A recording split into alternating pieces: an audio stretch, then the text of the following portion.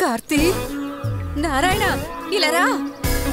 రే కార్తీ, నీకేమీ కాలేదుగా? నాకేం కాలేదులే. కార్తీక్ రారా, వచ్చేసావా? భగవంతుడా, కార్తీ సారీ మా. ఎందుకురా ఇలా చేసావు? ఎంత భయపడిపోయామో తెలుసా మేమంతా.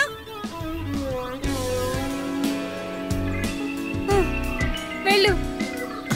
కార్తీక్ ఎక్కడికి వెళ్ళావురా? ఇంతకి తిన్నావా లేదా? ఏమైంది?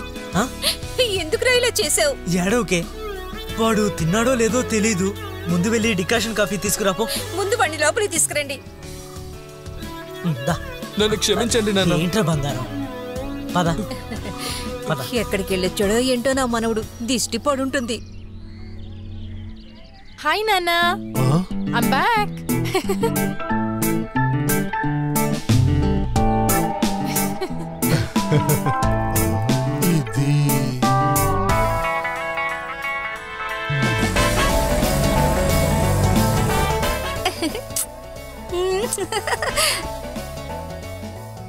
Good morning, father.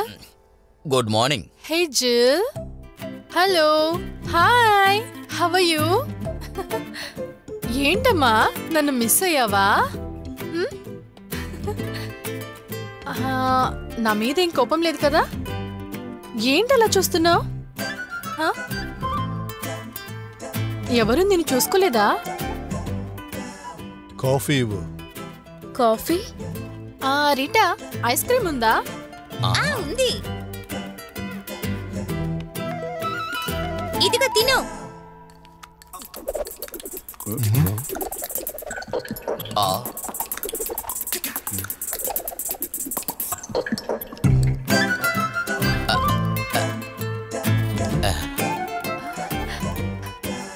కావాలా?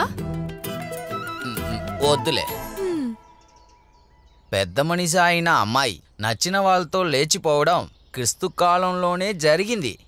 కానీ నాతో చేరి 2 ఫాదరు 3 సిస్టర్స్ ఉన్న ఈ ఊర్లో ఒక అమ్మాయి, అది కాకుండా వేరే మతం వాడితో వినడానికి బాధగా ఉంది. అదంతా వదిలేయండి. అలా వదలడం కుదరదు మాథ్యూ. నీకు వాడు నచ్చితే డైరెక్ట్ గా నాతోనే చెప్పుండొచ్చుగా. నేను వద్దని అంటాననేగా వాడితో నువ్వు వెళ్ళిపోయావు. అప్పుడు అలాగే అనిపించింది. నా ఇష్టాన్ని మీరు పట్టించుకోరని తను అన్నాడు. అప్పుడు మనం లేచిపోదామా అని అడిగాను. తను కూడా ఓకే అన్నాడు. వెళ్ళిపోయాం. Very simple. మరి ఇప్పుడేమైంది? ఇప్పుడు తను నాకు నచ్చలేదు. I hate him. ఒక బిడ్డ పుట్టిన తర్వాత నాకు ఇలాంటి పరిస్థితి రాలేదు కదా. దానికన్నా ఇదే బెటర్ కదా.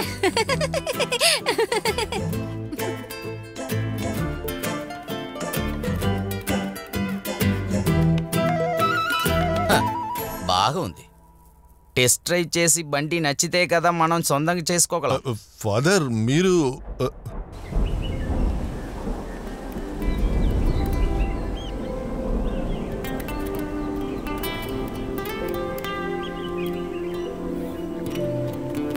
అదందుకో. Great food. I'm finished. మీరు కంటిన్యూ చేయండి, నేను ఇప్పుడే వస్తాను.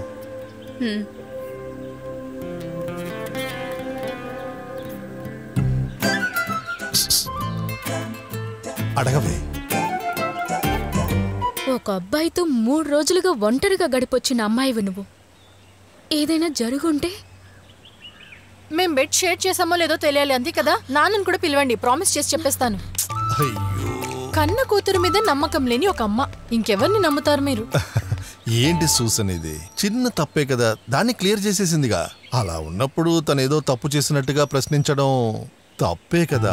ఏమైనా నువ్వు తన తల్లివి కదా.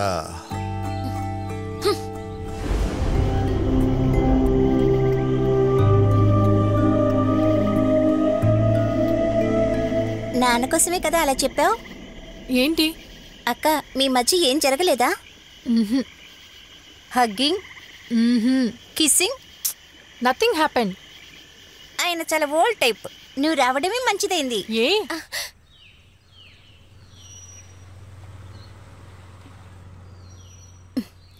కాఫీ.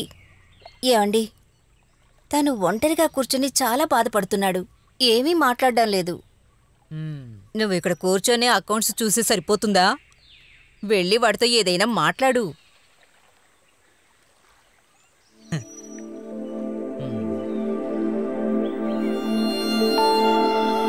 ఏమండి, నేను వెళ్ళి మాట్లాడతాను. వదిలే.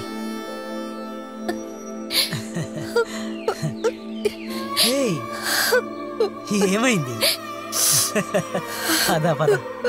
వాడు మనసులోనే సతమతమవుతున్నాడు. ఎందుకు ఇలా మాట్లాడుతున్నావు మాథ్యూ? ఫాదర్, మీకు నేను చెప్పేది అర్థమైంది అనుకుంటున్నాను. సడన్గా ఏదో ఆవేశంతో పారిపోయారు. రేపు వారి జీవితంలో ఎటువంటి కాంప్లికేషన్ రాకుండా చూసుకోవడం మన బాధ్యత కదా.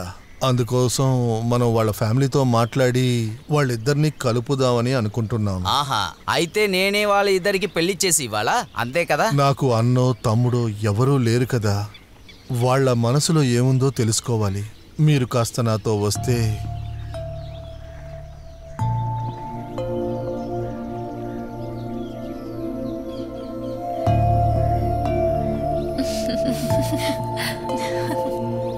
నేను రైట్ లో కూర్చుంటాను.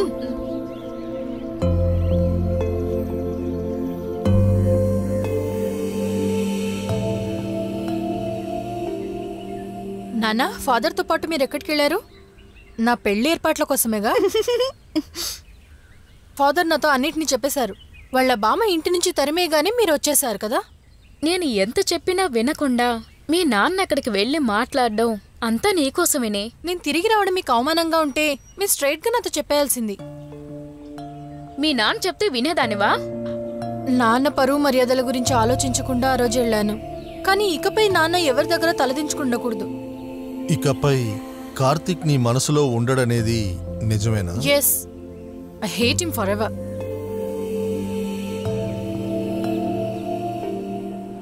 ఏరా కార్తిక్, మాథ్యూస్ వచ్చి మాట్లాడినప్పుడు బామ్మ చాలా భయంకరంగా రియాక్ట్ అయింది. మాథ్యూస్తో వచ్చిన ఫాదర్ జోల్ ఆమెని కంట్రోల్ చేశారు. అందుకని అందరి ముందు మార్కెట్లో అవమానపడ్డారుగా. రేయ్, మాథ్యూస్ ఒక జెంటిల్మెన్ రా. మాథ్యూస్ బామ్మ గొడవ పడ్డం మొదలు పెట్టగానే మేం బోట్ ఎక్కేశాం. రేయ్, ఒకటి చెప్పనా, 15 సంవత్సరాల తర్వాత నాన్న ఒక సిగరెట్ తాగాడు. మీరా? మాథ్యూస్ అరగంట లోపు 4 సిగరెట్లు లాగిచ్చేశాడు. He's very good smoker. ఆ మాథ్యూస్కి ఒక అనుమానం. తనకు మాత్రమే కాదు, నాకు కూడా. ఏంటి నాన్న? నీ మనసులో ఆ అమ్మాయి ఇంకా ఉందా? ఏంటి నాన్న ఇలా అడుగుతున్నారు? నీకు రియాకి మధ్య ఉన్నది ఒక చిన్న ఈగో ప్రాబ్లం. అది క్లియర్ అయ్యాక మళ్ళీ మీరిద్దరూ. నేను చెప్పానుగా, అది ఒట్టి ఇన్ఫాక్షన్ మాత్రమే. ఇక చాప్టర్ క్లోజ్. రే, చూసావా కోపం వస్తోంది. బంగారం తాగడం ఆపేయడం కోసం మందు తాగుతున్నాడు. మందు తాగేవాడి మనసు, ఓడిపోయిన ప్రేమికుడి మనసు ఒకేలాంటిది. ఏం చెప్పినా గానీ కాంప్రమైజ్ అవ్వదు. దెన్ ప్రెస్టేషన్, కోపం. మనసు అన్నది ఒక గాలిపటం లాంటిది. మనం దాన్ని కంట్రోల్ చేయలేకపోతే ఎగిరెళ్ళిపోతుంది. నా మనసు స్ట్రాంగ్ నాన్న. రొజారియో ఈవెంట్ మేనేజ్మెంట్ లో నాకు జాబ్ దొరికింది. Project director post. వెంటనే జాయిన్ అవ్వాలి. నిజంగానా? సూపర్ రా. నాన్న చాలా సంతోషం. సింహం పిల్లవిరా. ఇప్పుడే ఇంటికి వెళ్ళి 2 రౌండ్స్ క్యారమ్స్ ఆడాలి. డన్.